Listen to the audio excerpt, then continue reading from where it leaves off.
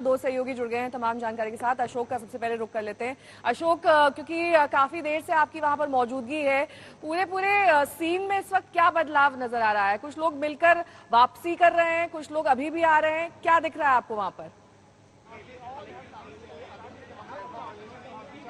देखिए, सब लोग प्रधानमंत्री के साथ अंदर बैठे हैं जिनको बुलाया गया है, और 12 एक नाम और जुड़ गया इसमें, श्रीपद नायक का। श्रीपद नायक अटल बिहारी वाजपेयी गवर्नमेंट में भी मंत्री रहे, गोवा से चुन के आते हैं, लगातार वो जीत रहे हैं और पुराने आरएसएस के कार्यकर्ता रहे हैं, और वाजपेयी गवर्नमेंट में एमओएस सिविल एविएशन रहे, उसके बाद लगातार वो मंत्री रहे हैं। आयुष मंत्रालय की जब शुरुआत की गई थी, नया मंत्रालय बना था आयुष, तो उसके प्रमुख भी, मतलब उनका मंत्रालय भी उनके पास हुआ करता था, लेकिन उसके बाद एमओएस डिफेंस भी वो रहे, और इस बार भी वो मंत्री बनने जा रहे हैं, उनको बुलाया गया है। खुद उन्होंने ये ट्वीट करके जानकारी दी है कि मैं प्रधानमंत्री निवास रहूंगा, प्रधानमंत्री ने मुझको बुलाया। तो पुराने चेहरे हैं काफी इसमें, जो नाम हम लोग सुबह से बोल रहे हैं उसमें अधिकतर चेहरे जो 2019 में थे, कुछ 2014 में थे, वो दिखाई दे रहे हैं, लेकिन कुछ चेहरे नए भी हैं। जैसे मैं बता रहा था कि हरियाणा और महाराष्ट्र में चुनावी स्टेट है, कुछ समय के बाद वहाँ चुनाव होने वाले हैं, वहाँ के समीकरणों को देखते हुए भी जैसे मनोहर लाल खट्टर को लाया गया। पंजाबी चेहरा है, 2 बार के मुख्यमंत्री हैं, संगठन के कार्यकर्ता रहे, पुराने मोदी के साथ उन्होंने लंबे समय तक संगठन में काम किया। जब मोदी हरियाणा के प्रभारी हुआ करते थे, उनके साथ वो संगठन का काम देखा करते थे।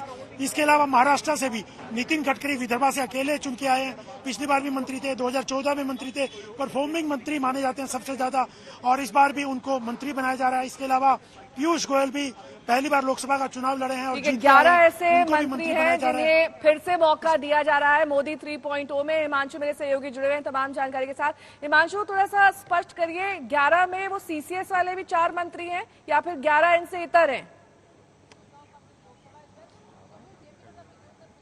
देखिए, जिन मंत्रियों को जगह दी गई है वो चारों सीसीएस के हैं। एस जयशंकर भी पहुंचे हैं, निर्मला सीतारमण है, रक्षा मंत्री राजनाथ सिंह है, गृह मंत्री अमित शाह। इन चारों को फिर से कैबिनेट में जगह दी जा रही है। अब मुझे लगता है शपथ ग्रहण समारोह के बाद जो है वो तय होगा कि किसको जो है कौन सा पोर्टफोलियो मिलेगा, यानी कि कौन सा विभाग। क्या प्रधानमंत्री नरेंद्र मोदी चाहेंगे कि जो चारों मंत्री हैं सीसीएस के, उनको उन्हीं विभागों में रखा जाए, या उनके विभाग जो है बदले जा सकते हैं? लेकिन जहां तक हमारी जानकारी है, इन चारों मंत्रियों के जो है विभाग वो एज इट इज रहेंगे, यानी कि तथा जैसे हैं वो ही रहने वाले हैं। कोई बहुत बड़ा बदलाव जो है इन चारों मंत्रियों के विभाग में नहीं होगा। लेकिन आप देखिए कि कुछ नए मंत्रियों को जो है शामिल किया गया है। रवनीत सिंह बिट्टू चुनाव हार गए, लेकिन उनको जगह दी गई है। जितिन प्रसाद को यहाँ पर जो है जगह दी गई है, जो पीलीभीत से चुनाव जीत के आए हैं। हर्ष मल्होत्रा को जगह दी गई है। तमाम कई ऐसे चेहरे हैं जिनको फिर से रिपीट भी किया गया है। गजेंद्र सिंह शेखावत है, अर्जुन मेघवाल है, श्रीपद नायक है, मनोहर लाल खट्टर और शिवराज सिंह चौहान। वित्त मंत्रालय मिलेगा, इसकी चर्चा जोरों पर थी। देखिए, बिल्कुल पीयूष गोयल को लेकर हमेशा माना जाता है, क्योंकि वो एक चार्टर्ड अकाउंटेंट है और वित्तीय मामलों के जो है बहुत अच्छे जानकार भी हैं। कॉमर्स मिनिस्ट्री जो है वो बहरहाल उनके पास है, और उसके साथ साथ जो है फूड एंड कंज्यूमर अफेयर उनके पास है, टेक्सटाइल मंत्रालय है, 3 बड़े मंत्रालय जो है उनके पास है। लेकिन वित्त मंत्रालय जो है पिछले 5 साल में निर्मला सीतारमण ने देखा है। और मैं आपको एक और चीज बता दूं, पिछले 3 दशकों में मनमोहन सिंह के बाद अगर किसी मंत्री ने वित्त मंत्री के तौर पर पूरे 5 साल अगर रहा है तो वो है निर्मला सीतारमण। अरुण जेटली 2014 से 19 तक थे, लेकिन 2 ऐसे मौके आए जब उन्हें मिनिस्टर विदाउट पोर्टफोलियो किया गया उनके हेल्थ कारणों से, जब वो हॉस्पिटलाइज हुए थे। उनके बाद मनमोहन सिंह के बाद अगर वित्त मंत्री के तौर पर पूरे 5 साल का कार्यकाल किसी ने पूरा किया है तो वो निर्मला सीतारमण है। उनको लेकर किसी भी तरीके का कोई विवाद जो है वो कभी सामने नहीं आया है, और यही कारण है कि एक बार फिर से वो कैबिनेट में है।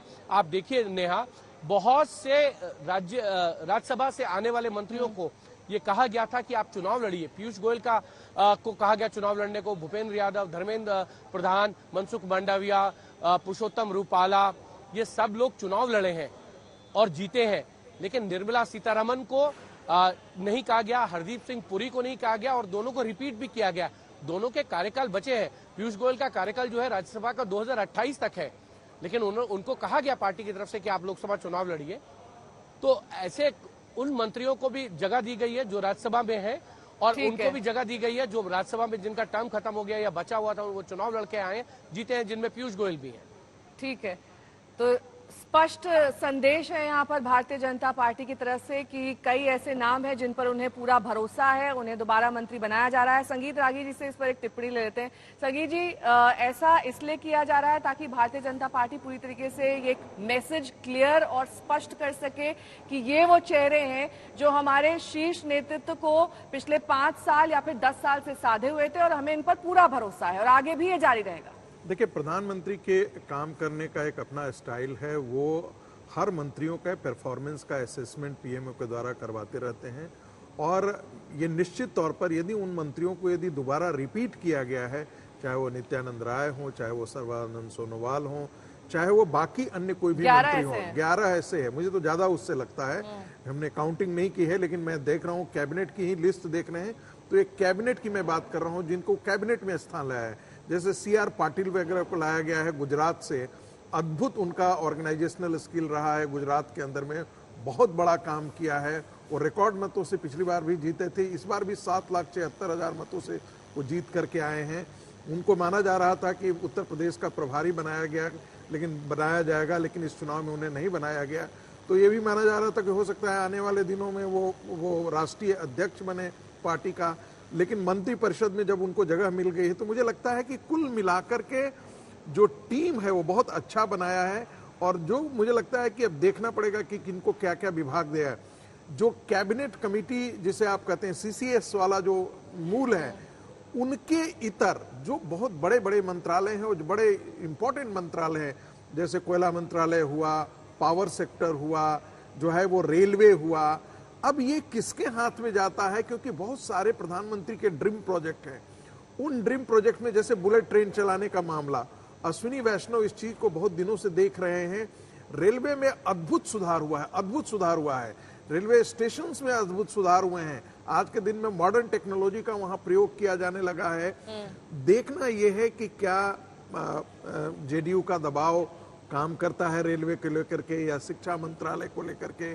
TDP कुछ और भी मांग रही थी, जो रोड एंड ट्रांसपोर्ट मांग रही थी। क्या ये सब चीजों में मंत्रालयों का बंटवारा कैसे होता है, ये बड़ा दिलचस्प होगा देखने।